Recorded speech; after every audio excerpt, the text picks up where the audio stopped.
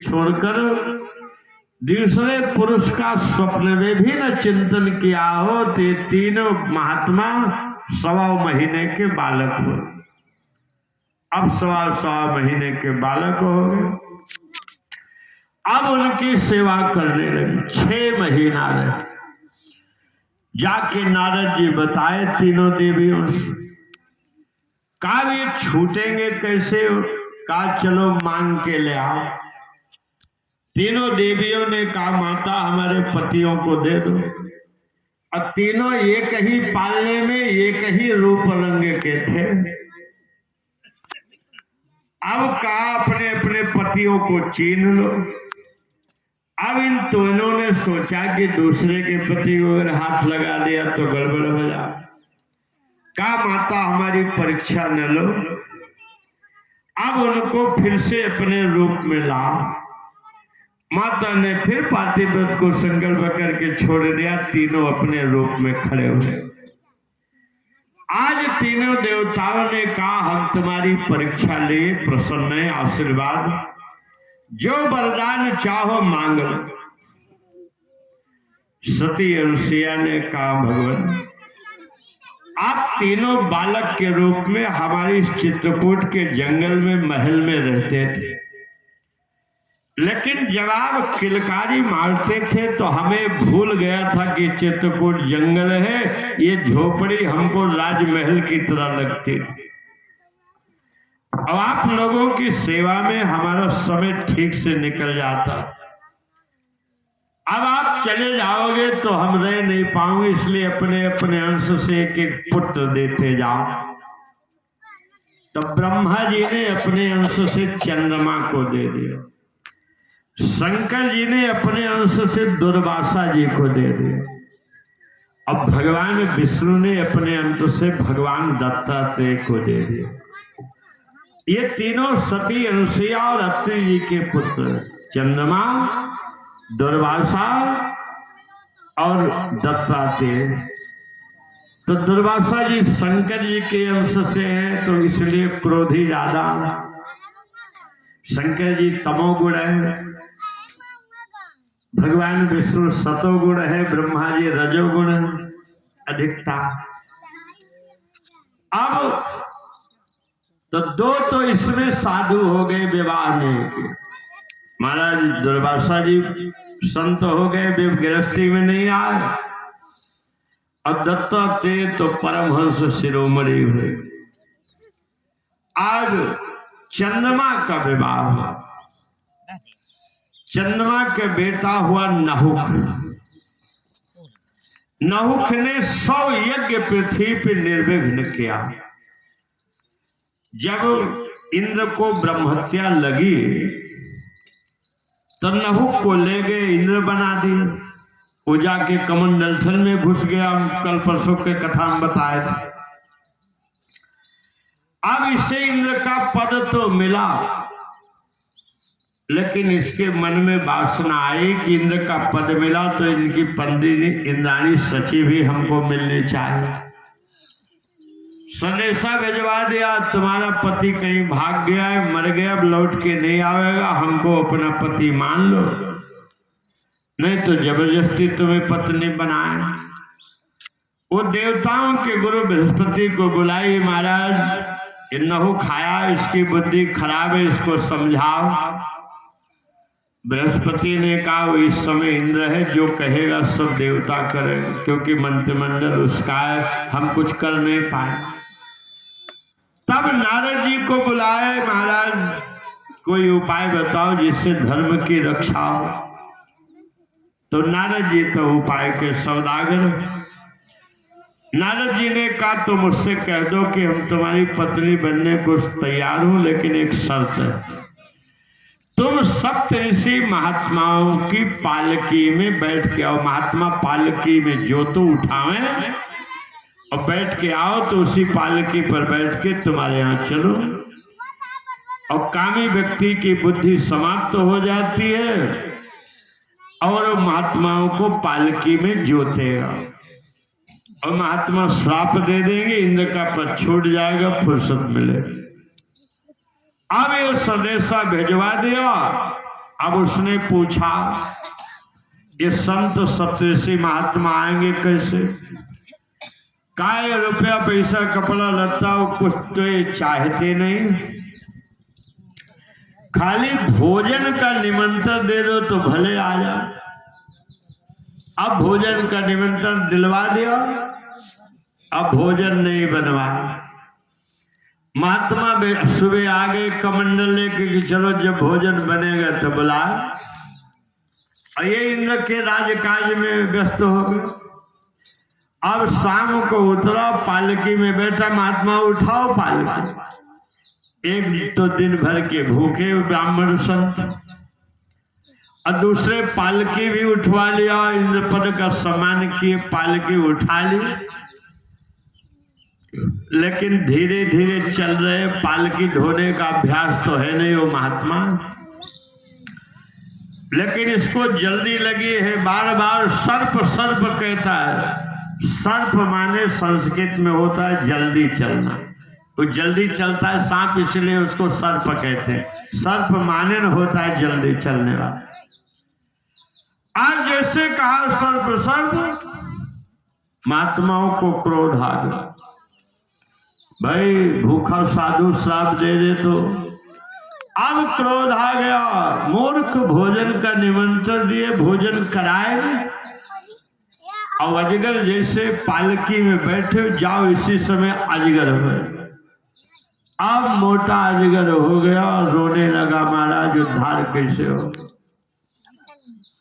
तो महाराज जब प्रसन्न हुए तो कहा पूरा सतयुग बीतेगा अजगर बने रहो, पूरा त्रेता बीतेगा अजगर बने रहो, द्वापर बीतेगा अजगर बने रहोगे। द्वापर के अंत में जब पांडवों को वनवास होगा, अब पांव छू जाएगा युधिष्ठिर का, तब तुम्हारा उद्धार हो।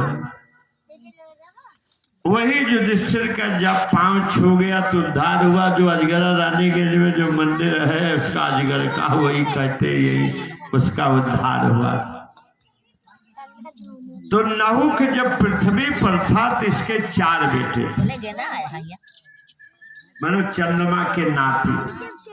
बड़े बेटे का नाम ययाति था, जिनका विवाह ब्राह्मण कन्या से हुआ। परीक्षित ने कहा गुरुदेव ये क्षत्रिय राजा का विवाह ब्राह्मण कन्या से कैसे हो गया? श्री सुखदेव कहते राजा, दैत्यों के गुरु महाराज शुक्राचार्य, दैत्य लोग उनको गुरु क्यों बनाए थे? उनके पास मृत संजीवनी विद्या थी। मर जाए जब दैत्य लोग तो गुरु जी फिर से जिंदा कर लेते थे। इसलिए दैत्य जो, क्योंकि देवता मार डाले, जो मर जाए दैत्य तो फिर से जिंदा कर लेते थे। आज मृत संजीवनी विद्या अपनी बेटी देवयानी के साथ आश्रम बना के शुक्राचार्य रह रहे थे। एक दिन देवताओं में बृहस्पति का बेटा कच्छ मृत संजीवनी विद्या पढ़ने गया। अब पूरी विद्या कुछ दिन रह के पढ़ा, जबकि दैत्यों ने भाई आफत किया लेकिन पढ़ ले। अब आने लगा, कहा गुरुजी अब गुरुदक्षिणा बताओ, हम जा रहे। शुक्राचार्य ने कहा बेटा आज हम किसी काम से आश्रम से बाहर जा रहे, अब तुम यही रहना, आश्रम की देख रेख करना, यहाँ तुम्हारी बहन देवयानी है उसकी भी रक्षा करना। अब वो चले गए सौंप कर। श्री सुखदेव कहते राजन, माता स्वस्था देहत्रावा विभक्ता सुनो भवे इंद्रिया नाम बलग्रामा विद्वाना मना कर सके। अपनी चाहे माँ हो चाहे बेटी हो, अगर जवान है तो अकेले उसके साथ नहीं रहना चाहिए जहाँ इंद्रियां इतनी बलवान है कि बड़े बड़े विद्वान की बुद्धि खराब कर दे। अब रात्रि में देवयानी ने कच्छ से कहा तुम हमारे साथ विवाह करो। कच्छ ने कहा तुम हमारे गुरु की पुत्री हो, धर्म से बहन लगती हो, और तुम्हारी रक्षा के लिए गुरु जी हमें छोड़ के गए। हम तुम्हारे ऊपर कुदृष्टि नहीं करें। इतने में देवयानी ने कच्छ को श्राप दे दिया, मेरी बात नहीं मान रहे हो, हमारे पिता की पढ़ाई हुई सारी विद्या तुम्हें भूल जा। जब देवयानी ने कच्छ को श्राप दे दिया तो कच्छ ने भी देवयानी को श्राप दे दिया, तुम्हारा विवाह ब्राह्मण कुल में न होकर क्षत्रिय कुल में रहे, जीवन भर अपमानित। अब सवेरे गुरुजी आए, कच्छ चला गया, ये बात किसी ने किसी से बताया नहीं।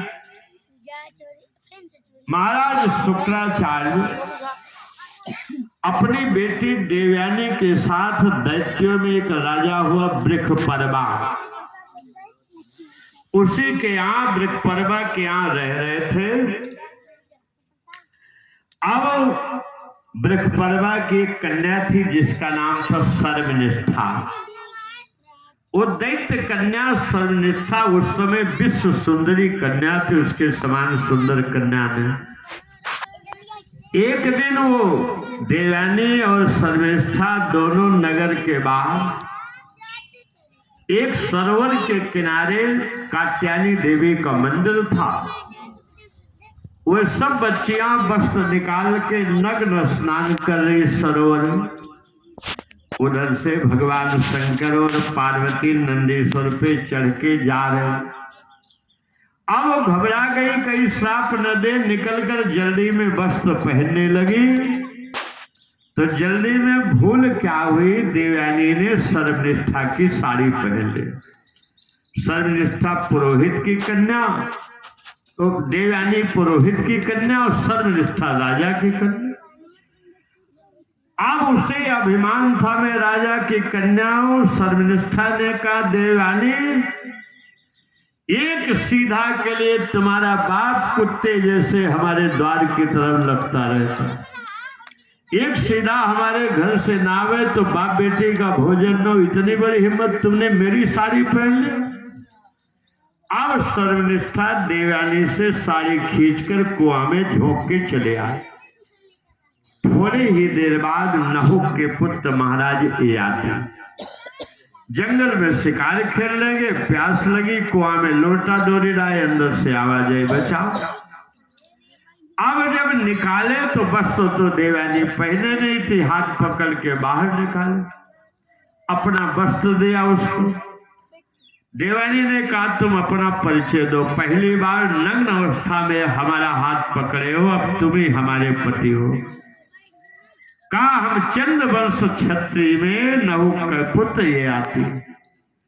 देवयानी ने कहा, ठीक है, हमारा श्राप है, ब्राह्मण कुल में हमारा विवाह होगा नहीं, अब क्षत्रिय कुल में होगा, हम तुम्हें पति रूप में वरण करेंगे। अब चली गई अपने पिता शुक्राचार्य से सारी बात बताएं। शुक्राचार्य को बहुत क्रोध आया, महाराजा वृषपर्वा हम तुमको श्राप देने चल रहे। वृषपर्वा ने कहा, गुरुजी बच्चों के झगड़ा में इतना नाराज नहीं हुआ जाता। अरे हमने तो आपका अपमान किया नहीं, हमारी बेटी ने आपकी बेटी का अपमान किया है। जो सजा को हम अपनी बेटी को देने को तैयार है। शुक्राचार्य ने कहा, बेटी देवयानी कौन सी सजा दी जाए सर्वनिष्ठा को? देवयानी ने कहा, पिताजी जहां मैं विवाह करके जाऊं वहीं मेरी दासी बन के चले, सेवा करे पूरे जीवन। अब गुरुदेव को प्रसन्न करने के लिए वृषपर्वा अपनी बेटी सर्वनिष्ठा को दासी बना के विदा किया, क्योंकि देवयानी ने कहा हमने ययाति से विवाह किया। अब जो है विदा कर, विदा करते समय शुक्राचार्य शर्त रखे, देखो देवयानी को तो रानी बना के रखना, इससे पुत्र उत्पन्न करना है, और ये जो सर्वनिष्ठा जा रही इसको दासी बना के रखा, इसे पुत्र नहीं उत्पन्न करना। अगर कहीं हमने सुना कि तुमने इससे पुत्र उत्पन्न किया तो श्राप देके विनष्ट कर दो। इतना कह के विदा कर। अब देवयानी तो महल में रहती, सर्वनिष्ठा बगीचे में कुटिया बना। जब उसका ऋतु धर्म आया, ययाति से प्रार्थना किया कि आपके बिना हमें पुत्र कौन दे सकता है। भी श्राप भूल गए, उससे भी पुत्र उत्पन्न किया। धीरे धीरे 3 पुत्र उत्पन्न किया सर्वनिष्ठा से। एक दिन देवयानी बगीचे में टहलने गई और देखा छोटे बच्चों को खेलते हुए। ये बच्चे कहां से, तुम्हारी माँ कौन है? दौड़कर अपनी माँ सर्वनिष्ठा के पास गए। अच्छा, तुम्हारे पिता महाराज याति के पास आए। अब बहुत क्रोध आया देवानी को, तुमने मेरी दासी सर्वनिष्ठा से पुत्र उत्पन्न किया। अपने पिता के पास क्रोध में आई, पीछे पीछे आती, हाथ जोड़े आ रहे। न बताओ, नहीं श्राप देंगे, लेकिन नहीं क्रोध संभाल पाई, बता दिया श्राप दे दिया। इसी समय तुम्हारी जवानी समाप्त हो जाए, जर्जर बुढ़ापा आ गया। अब बुढ़ापा आ गया, हाथ पांव कांपने लगा। अब दूसरे क्षण जब देवयानी ने अपने पति को बूढ़े रूप में देखा, फिर जोर जोर से रोने लगी। शुक्राचार्य ने कहा, बेटी अब क्यों रो रही हो?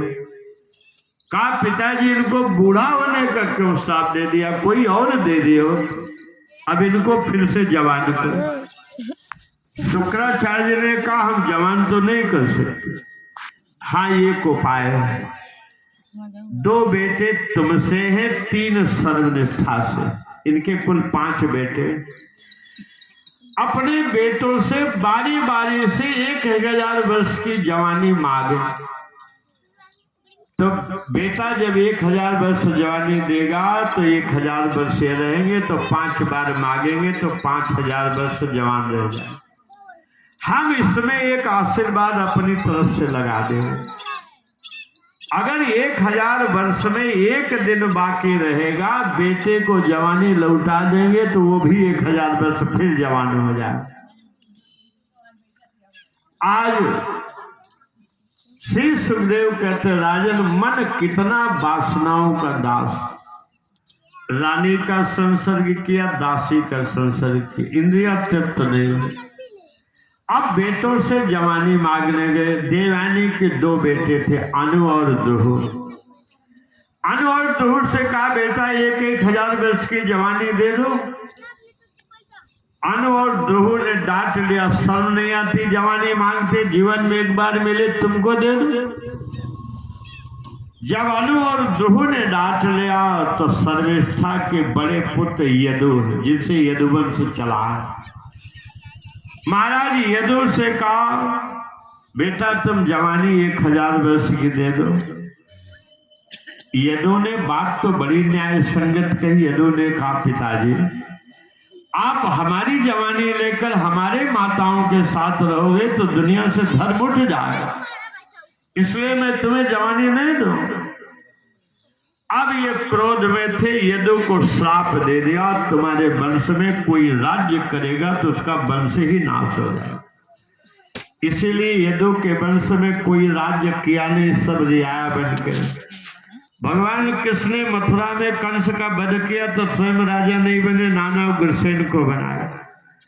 समुद्र में गए, द्वारिका बसाए, लेकिन वहां भी श्राप पहुंच गया, अंत में सब विनाश हो। आज कहा जो है, देखो माता पिता का श्राप और आशीर्वाद दोनों लगता है। जितने खुल के आशीर्वाद माता पिता देते, वैसा आशीर्वाद कोई नहीं देता। और अगर दुखी होते हैं तो साफ भी इसलिए उनकी इच्छा में। आज अब जो बड़े भाई यदु को श्राप दे दे तो उनके छोटे भाई का नाम था पुरु। पुरु से जब जवानी मांगे तो पुरु डर गए। बड़े भैया ने नहीं दिया, उनको साथ दे दिया, हम भी नहीं देंगे, तो पुरु ने दे दिया। कहा, पिताजी इस जवानी पर तो आपका है अधिकार। इस बात को गोस्वामी जी रामायण में लिखा, सुत ही जजाति जौबन दय हो। 1000 वर्ष तक बेटे की जवानी लेकर रानी और दासी दोनों का संसर्ग किया। 1 दिन बाकी रह गया, अगर आज की जवानी लौटा देंगे तो बेटा भी 1000 वर्ष के लिए जवान हो जाएगा, नहीं तो नहीं हो। लेकिन अभी इंद्रियां तृप्त नहीं हुई। फिर सोचने लगे इस भोग को भोगने से नहीं, इसमें तो संतोष में सुख। जैसे अग्नि में रोज एक बूंद घी छोड़ते रहो, अग्नि कभी बुझेगी नहीं। उसे बुझाना है तो घी डालना बंद करो। इस संसार का विषय भोगने से नहीं, ये तो संतोष से जो है का भोगान भोग गया भाई वो भोग गया। इस भोग को हम नहीं भोग रहे, उसने हमको भोगा। गोस्वामी जी तो कहा जैसे कुत्ता सूखी हड्डी सैकड़ों वर्ष की पुरानी हड्डी पा जाए, दांत से वो जो है उसको काटता है और काटते काटते उसका मस्कुर कट जाता है तो वो रक्त हड्डी में लग जाता है उसका। तब कुत्ता जानता है कि हड्डी में रक्त निकल रहा है, जबकि वो तो वर्षों पुरानी हड्डी, उसमें कहाँ रक्त निकलेगा। रक्त तो कुत्ता ही का है, लेकिन वो काटता है। ऐसे संसार के विषय सुख है। आज जो है बेटे को जवानी देकर दोनों पत्नियों के साथ तपस्या करने चले। महाराज उन्हीं यदु के वंश में आगे चलकर एक देवमीढ़ राजा हुई। यहीं से गोप वंश और चंद वंश क्षत्रिय अलग हुए। इसीलिए ये गोप की भी अत्रीण गोत्र है। यादव लोग जो इनका सबका अत्रीण गोत्र है और चंद्रवंश क्षत्रियों का भी अत्रीण गोत्र। इसी में एक देवमीढ़ नाम के राजा है। तो उनका एक विवाह क्षत्रिय कन्या से हुआ और एक विवाह वैश्य कन्या से हुआ। मानो ये सब जितनी जातियां हैं सब वैश्य में आती है। अन्य जो है जिनके हाथ का जल पिया जाता है क्षत्रिय के सिवा, और जितनी जातियां सब वैश्य। भगवान स्वयं कहे जो है जब गोवर्धन पूजन का समय आ तो कहा हम वैश्यों की तो पूज्य या तो ब्राह्मण है या तो गोवर्धन पाल, उससे घास मिलती है, हमारा बिजनेस चलता है। गाय खाती है तो दूध ही बिकता है। तो एक देवमीढ़ राम के राजा, उनका एक विवाह क्षत्रिय कन्या से हुआ, एक ब्राह्मण कन्या से, क्या के वैश्य कन्या से हुआ। तो जो वैश्य कन्या से पुत्र हुए तो 5 भाई हुए नंद जी। नंद जी 5 भाई हुए जो वैश्य कन्या से देवमेढ़ के। और जो क्षत्रिय कन्या थी उससे जो है वसुदेव जी 7 भाई को पैदा हुए जो है। अब यहीं से दोनों वंश अलग हो, लेकिन दोनों एक ही पिता है, मां भले अलग, इसलिए दोनों में संबंध भी बढ़ जाते। लेकिन ये राज्य नहीं करते थे वसुदेव जी भी वगैरह। ये लोग जो है श्राप था यदुवंश, इसलिए रियाया बन के खेती करके गुजारा करते थे। अब इधर मथुरा में इनका लड़कों के कब बच्चे कर देता जाए काकार को देख खेले नहीं आम, तो इनके घर लड़कियों का नहीं कहा कि सोएंगे सबका। श्री कृष्ण गोविंद हरे मुरारे।